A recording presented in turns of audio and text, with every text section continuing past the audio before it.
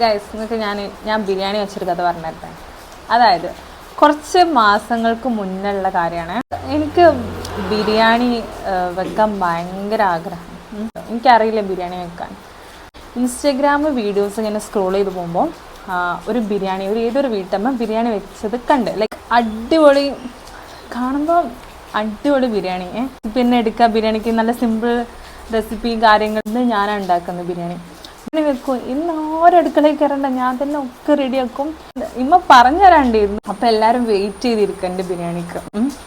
ഞാൻ വീഡിയോസ് താഴെ കൊടുക്കാം, അല്ല ഫോട്ടോസ്. ബിരിയാണീൻ്റെ ദമ്മിട്ടില്ലല്ലോ, എന്തോ അടച്ചു വെച്ച് അവസാനത്തെ മറ്റേ എന്താ പറയുക, കാണാൻ ഭയങ്കര ഭംഗിയാക്കി ഒക്കെ റെഡിയാക്കി വെച്ച്.